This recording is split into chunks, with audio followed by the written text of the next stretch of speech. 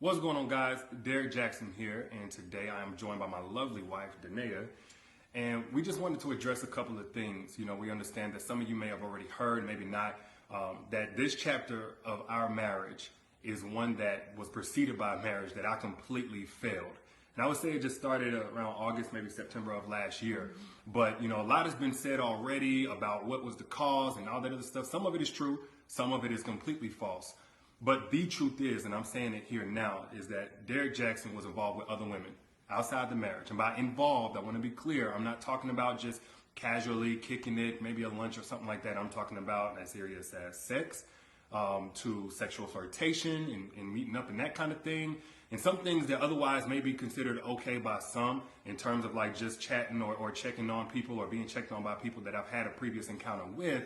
But without my wife's knowledge of it and with us having a sexual history, all of it falls under the umbrella of inappropriate, cheating, affair, stepping out, definitely not in alignment with the vows that I took, and definitely not in alignment with the biblical standard of what it means to be faithful, which is the standard that I'm going by now.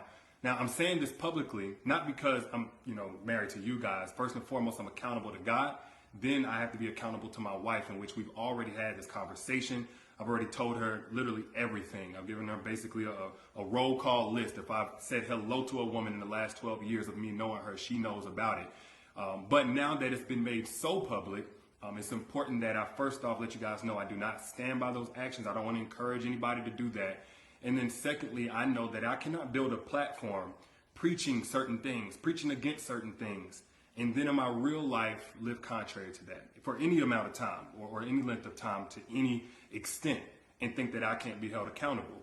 The same way that I preach, men and women in this situation need to face consequences of their actions, deserve to be held accountable. Guess what? Derrick Jaxon's no exemption. He's not exempt from that. I'm also not a victim. Nobody made me do this. She didn't make me or push me to do it. The next person didn't make me. No friend influenced me. It don't matter how I was raised and what trauma, whatever. Look, I made decisions. I made a series of decisions that I got to account for. There's no excuse or justification. I've already made that bed and have had to lie in it. And now we're finally getting on to the other side personally in our own healing, in our own marital oneness. And now this is being made public to you guys. So we're bringing that forth to you guys to let you know where we're at with that. But did you want to say anything? Yes. So I do want to just add that I agree with what he just said. There is no justification for bringing other women into our marriage on any level. And it was unacceptable. Mm-hmm. And it's not something that I tolerate or that we tolerate moving forward. And when I've been flooded again with messages and these things and about, I need to leave or why haven't I left? And the answer is, when I found out about it, I left. I did not hesitate or waste time to do so. And I stayed gone. No matter how many times he came, I stayed gone and stood firm on, I am not coming back. And I did not come back until I seen a shift and a change in his mentality, in how he carried himself, in how he presented himself, in conversations that we were able to have that we had never been able to have in just 12 years of knowing each other. And when we were able to have these dialogues, said, okay, Lord, this is something that you've had your hand on. And this was with me being completely removed from his life. And him pursuing God, continuing to pursue God, and continuing to eliminate these things that led up to the catastrophe that you guys are seeing for the first time.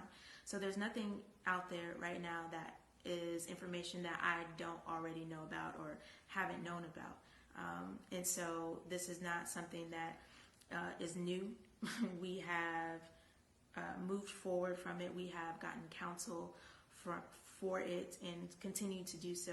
He is still continuing to pursue God and continuing to seek guidance and wise counsel from men of God. And that is what I needed for the continuation of me being present and in this marriage and to stand by his side. So today, where I'm at is at peace, and I proudly stand by his side, and I have no hesitation hesitation. I have no hurt, no shame about that. And it's only because of the grace of God and the mercy of God. And we have already turned a new chapter in this story.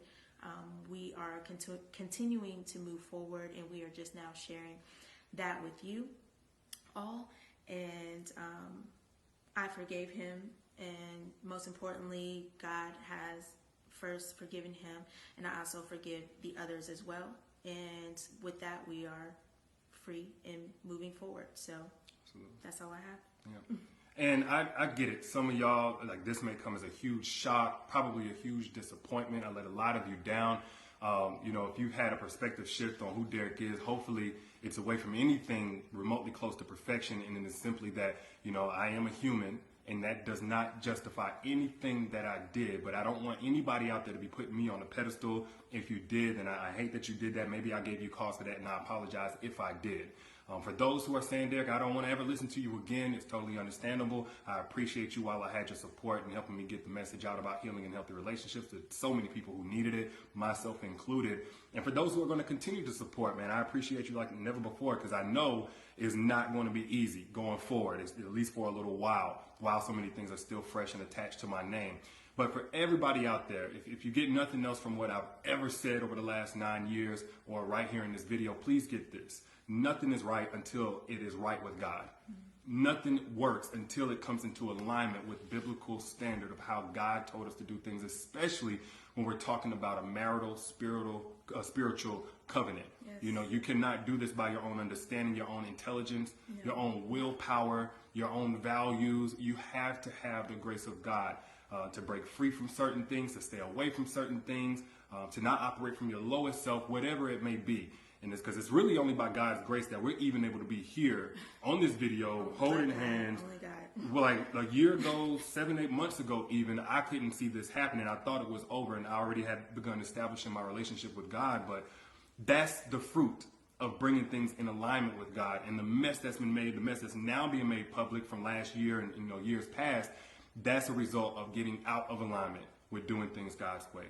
So that's where I stand. That's where we stand. And again, we appreciate you guys, and we'll see you soon. Peace.